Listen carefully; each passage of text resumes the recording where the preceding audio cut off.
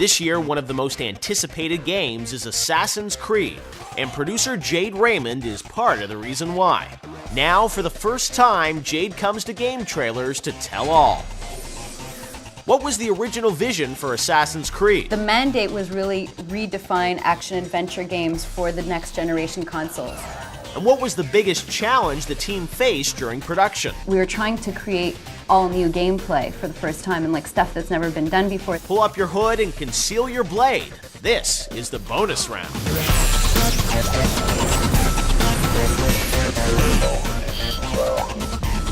Hey everybody, welcome to the bonus round. I'm Geoff Keighley, and welcome to the show where the biggest names in the video game industry get together to talk about the issues that matter most.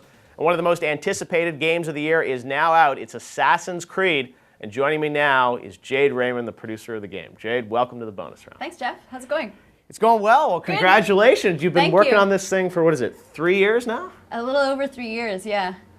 Amazing. I mean, this is a great game, and I've always, I've been a big fan of the team that did, Prince of Persia: Sands of Time, Patrice, all those guys that did that game. Kind of rolled onto this thing, and you were new to Ubisoft coming in, sort of inheriting this team and working on this.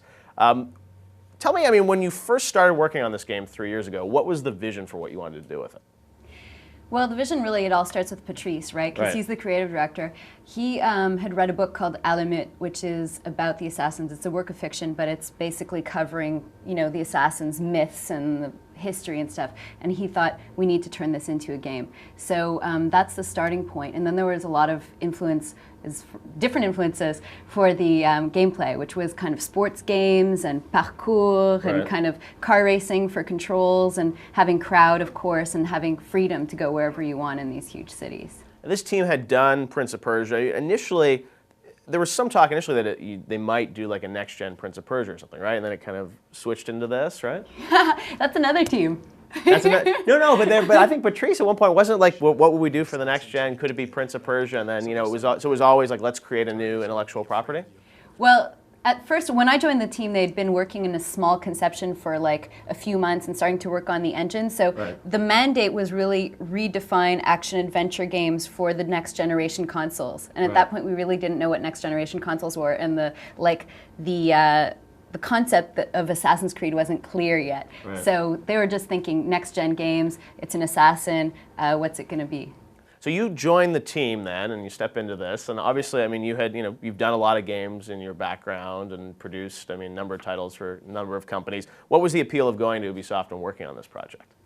Well, when you're a producer, you're investing a lot of your time. Well, it's 3 years, and it's a big team, it's a lot of work, and we've all heard about the game industry and how much work you put in. So I really wanted to find a team that had ambitious goals and, really fun people to work with and a lot of talent, and this was the project. I met Patrice and David and Claude, who's the technical director, and I was just like, these guys are great, they have a huge ambition, and I really want to help them make this game. So when you step into it and you become the producer of this project, what's your role throughout those 3 years? Because Patrice has a vision, a creative direction. Are you involved creatively in the game, or are you really more managing the team, or how does that work? The role of producer at Ubisoft changes a lot throughout development. At the beginning when I joined, it was a very small team. We had the technology that we're starting to work on because we built our own engine and tools, but there's also, a small team working on the concept. And then your job is pretty creative because you're just working with all these creative people trying to focus in, get the ideas to be cohesive, pick out like the main topics, organizing brainstorms. So it's very creative early stages. And then in pre-production, you start focusing more on the management things, recruiting the right talent, because you go from maybe a team of like 8 people to a team of 30 people who can start building stuff out. So you want to get the best possible people in each field onto the team, recruiting, de-risking stuff. So it turns into more management. And then towards the end, when the team is 150 people, then you also do a lot of external management, like working with the casting agencies and making sure all the voice actors are being booked and all that kind of stuff. So the Assassins team, it grew to what, like 100 plus people? 158 people at peak. Wow, it goes from, when you started on the project, it was what, like 10, 12 guys? Yeah, 8 people, yeah. 8 people up to 150 people. You have to recruit those people, bring them on, and manage that project. Them. It's fascinating. What are like the biggest challenges you look back at the past few years? Are there like 2 or 3 elements that stand out for you as like the most difficult times on the project? Yeah, I mean, I think there's a couple of things. From a management perspective, it becomes really challenging when you have a team that's 70 people and then you grow past 120. It's like a huge difference between managing a team of 70 people, like all the communication processes that work and stuff like that, to when you're managing 120 people where you need a different team structure and you need to like make sure that everyone has the right information. So you need to put like a bit more infrastructure and more procedures in place. So making that transition was a big challenge, and we had to like kind of rejigger the team and everything to be more efficient. And then I think the other thing is we were trying to create all new gameplay for the first time, and like stuff that's never been done before, these huge cities where you can climb everywhere, and 120 different AIs being simulated simultaneously that have crowd interactions and like create new kind of fun out of that. And so we were working on a lot of things separately. Many teams working on the fight, many teams working on the guard AI, many teams working on just the climbing, and they're all working in parallel. And I think we were all having fun with these spots, but we were kind of, okay, how's this all going to come together, and how do we tune it? And that was like until we had this one amazing meeting where it all came together, and Patrice played this first demo where we had the gameplay loop, and the whole team was like super excited, and we finally saw, okay, this is how it looks when it comes together. That was like really the key moment. And how long ago was that? That was maybe a year and a half ago. Wow. Yeah. So then it's just a year and a half of actually executing on that, yeah, I guess. Exactly. And getting to that point. Yeah, and building it out and doing all of the things. There's so many different steps, like motion capture for all of the crowd, the voice acting. There's like so many details. Are you mocapped in there? Did you put on the mocap suit? No. Sometimes we get professionals professionals do that, right? to do that. No, there actually are a couple guys on the team who do that. Like our animation director, Alex Drouin, who also did all of the moves for the Prince of Persia. He actually did a lot of the mocap himself. See? There's some good bloopers out of that, Geoff. I think you'd enjoy them.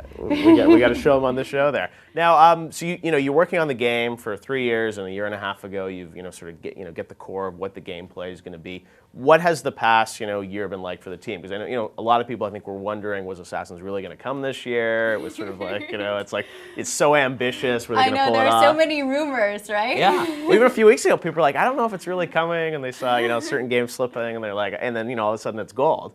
I mean, was it really intense to get this done for this November? It's always intense to get things done. I mean, that's why we love making games, right? Because like it's challenging and it's all new stuff, and like there's huge teams and everyone's working together and it's creative. So yeah, it was super exciting last year. And no worse for the wear, though. Oh, thank you. You can't see the bags. Never any bags. All right, well, when we come back, we're going to talk to Jade more about Assassin's Creed, which you can get right now on the Xbox 360 and PS3. Next time on the bonus round, more with Jade on Assassin's Creed. What was cut out of the final game? There's only one big chunk that we decided not to do that I still think would have been great, but we would have been completely insane if we had done it. And what does she make of all the attention she gets on the internet? Maybe it's just weird to have like a woman talking about an action game called Assassins. Those answers and more next time in the bonus round. Bonus round.